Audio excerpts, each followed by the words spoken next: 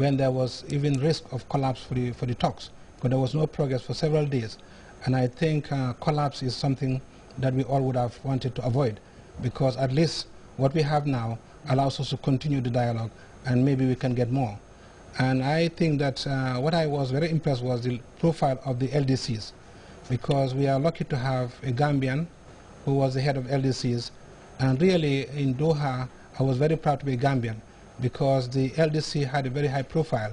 And I think I would commend my colleague Pausman for bringing that image to Gambia, because you remember LDCs even had a lot of stake in the African group meetings, because their positions were actually crucial in the African group position. And I think that was very important. With regards to the Jeff, as the Director of Water Resources has said, Jeff is now the biggest financier of environmental projects in the Gambia. And we are very lucky because we have $20 million from the Jeff, but we have developed projects more than 20 million. And there are countries which have not even developed any project. So if you look at Gambia, we've done far better than most African countries. And right now there was an assessment done, and Gambia has the highest per capita support from Jeff than any other country in Africa. Our population, if you look at the population we have the highest amount of funding from Jeff than any country in Africa. And I think it's because of teamwork, because in Gambia we are able to talk to each other, we are able to come together and agree on programs. And I think really, as a Gambian, I'm proud that we are able to do this, and we are ahead of many countries in this regard. So we had a good team in Doha. We are a bit disappointed, but as the minister has said, it's better to have a dialogue than nothing. And there was a time when the talks would have collapsed completely, and nothing would have come out of it. But at least we have signed a watered-down agreement, and there is a chance to go ahead and discuss further and improve what we agreed in Doha. Thank you. You are right, quite right down. Mr. Sarr, I remember there was a forum for handing over the LDC, Least Developed Countries Chair, to Nepal, and the coordinator of the LDCs up to that point, who is Mr. Pausman Jaju, the focal point for the Gambia, UNFCC's focal point, was highly acclaimed by everybody, and he was in fact suggested to be, an ambassador for the LDCs on a sort of permanent basis, and that gives Gambia still more leverage to influence the talks and negotiations at the international level, and also to work out our own agenda. Now let's look at what Mr. Mohamed Lamin Gassama also will have to tell us about his own participation. I know the Department of Parks and Wildlife and Forestry are also very, interested in what they can have in their own areas. Talking about, the program called RED. You are very impressed about that. Can you give us a feel of what you heard from Doha, Mr. Gassama? Thank you very much, Ismail. Doha was, as my other colleagues said, together with the Honorable Minister, it was a mixed reception and a mixed outcome for us. But then one thing that was very important and really keen for us was, one thing that was very, very important for us was networking on RED, because RED talks about reduction of emissions from deforestation and forest degradation. As you may be aware, globally, forest accounts for 20–25% of global emission. And it's very important that this complex issue of RED, which deals with an offset of market and financial mechanism to reduce emissions across developing countries. We have network on this with countries like Nepal, Brazil, Liberia, and Kenya to study, to network with them and see if we can replicate similar activities in the Gambia here. Though forestry is the lead agency related to REDs, and we'll be giving them a backup on this. But as forestry, you cannot divorce them from wildlife or biodiversity. And as I represented the UNCBD, so there must be a synergy between UNFCCC and UNCBD. The Convention on Biodiversity. Biodiversity, yes, and Convention on Climate Change, at least to strengthen what we have. Though it will require us strengthening our local legislation, local policies to meet international standards, and to benefit whatever funding we can get from RED.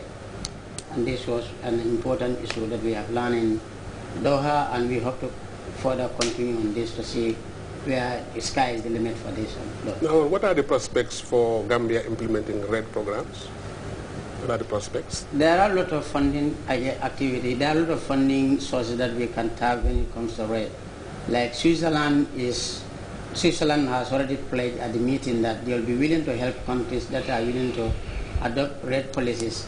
And I have discussed this. We opened a preliminary discussion on this with Department of Forestry, and we hope to continue discussing this at the end to see if we can put up a joint proposal and submit it to Switzerland and other interested donors to look at our proposal. Okay, then we can say overall the Gambia's participation at Doha climate change talks was very effective. As you can see, at one point, I remember the Gambia was in all international newspapers from India to China to BBC. And they say, in fact, at one point they said Gambia is stalling the talks, and it was a big surprise. But by virtue of the Gambia's position as the leader of the least developed countries, obviously they had to stand by what their group says and the interests of their groups, and that raised the temperature a bit in the hall. But at the end of the day, I think it was also very much important for the final results that we got. Now, can we just elaborate on the negotiations still, Honorable Minister? I know there is an agreement to make further talks, and maybe in the coming years, to have a replacement for the Kyoto Protocol, which is the main instrument for legally binding commitments to climate change programs. Thank you, Ismaila. Yes. What we have said that the collapse, as said by all the colleagues around here, was would have been a very big disaster. For all of us. Now that we'll continue the negotiations, we are hoping again that in 2015, because there is supposed to be a review.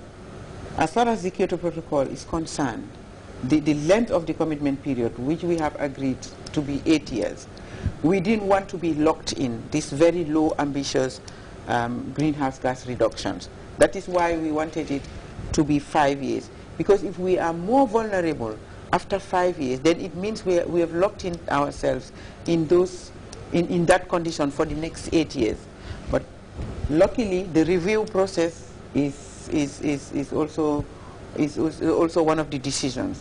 So by 2014, we would have had the review, and it would have coincided with the IPCC 5th assessment report that will come out. And this IPCC 5th assessment report will inform whether we are more vulnerable, or we are still at that stage of vulnerability, or below whatever we were on.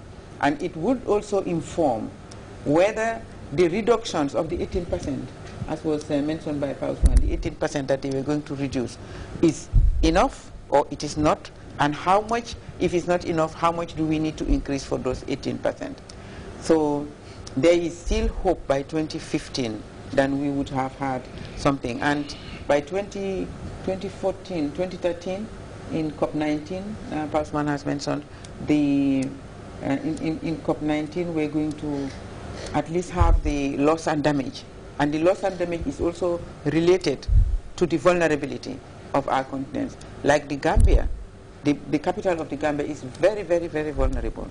And we would do whatever we can to get funding for the vulnerability of Banjul Coast. So because it's not part of this coastal protection area, but it has the soft measure in it.